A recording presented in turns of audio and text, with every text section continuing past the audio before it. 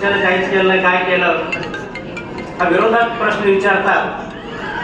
पण जे मूल्य आहे ते आपण ज्या अपेक्षेनं राज्य सरकारकडे केंद्र सरकारकडे बघतो. त्यांनी जी पदयात्रा काढली, काही लोक म्हणतात त्यांनी पदयात्रा त्यांच्या राजकीय भवितव्यासाठी काढली, पण त्यांनी पदयात्रा त्यासाठी काढली नाही.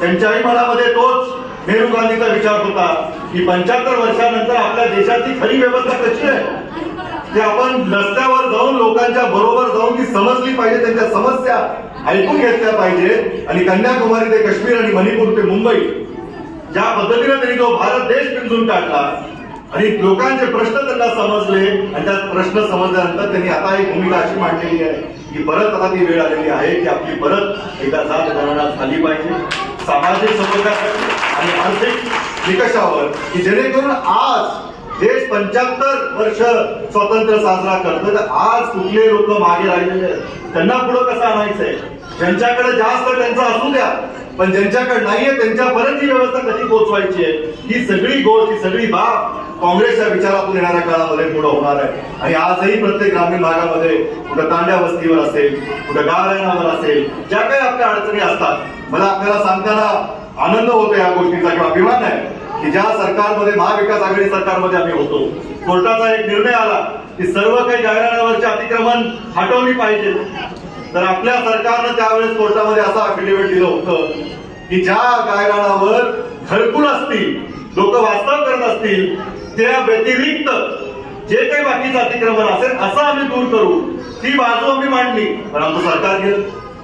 गोरगरिबाचं काम करत असताना, कोरोनामध्ये सगळ्यांचं आरोग्य व्यवस्थित ठेवत असताना, अनोले सर आपल्याला माहित असेल की महाविकास आघाडी सरकार असताना जी कोरोनाची महामारी आपल्या देशावर आली, जे संकट महाराष्ट्रावर होतं, त्याच्यामध्ये महाविकास आघाडी सरकारनं कधीही हे बघितलं नाही, पाहिलं नाही तो कोणत्या जातीचा जमातीचा आहे, तो महाराष्ट्राचा नागरिक आहे, त्याची आरोग्य व्यवस्था चांगली राहिली पाहिजे, त्याच्या दारापर्यंत ती आरोग्य व्यवस्था पोहोचली पाहिजे, अशी व्यवस्था महाविकास आघाडी सरकारच्या काळामध्ये झाली. हेही आपण लक्षात ठेवलं पाहिजे की तुमच्या ज्या काही गरजा असतील, तुमची मुलं बाळ शिकली पाहिजे, त्यांनी स्वप्न बघितली पाहिजे.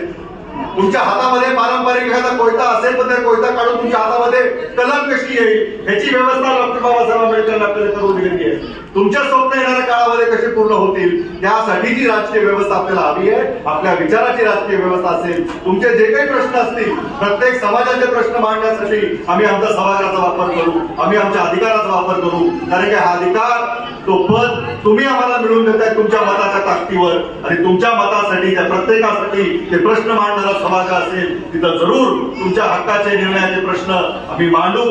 त्याच्यामध्ये आम्हाला आपली गरज आहे. प्रश्न मांडताना नीट मांडावे, प्रश्नांची बाजू, त्याचा अभ्यास तुमच्याकडे जास्त आहे, तेही आपण येणाऱ्या काळामध्ये चर्चेच्या माध्यमातून आपल्याकडून आम्हाला बरंच काही आज शिकायला मिळायला लागले.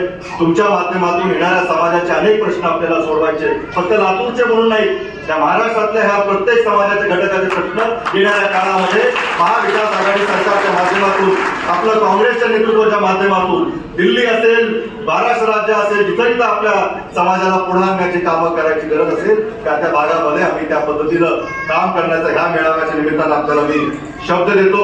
आपण मला मागच्याही वेळेस आशीर्वाद दिला, मागच्या वेळेस मी आपल्या कार्यक्रमाला उपस्थित राहू शकलो नाही, तरीही काकांच्या आपल्या सर्व समाजाच्या आशीर्वादानं मला मोठ्या फरकानं विधानसभेमध्ये आपण निवडून पाठवलं, त्याबद्दल आपले लाख लाख आभार व्यक्त करतो.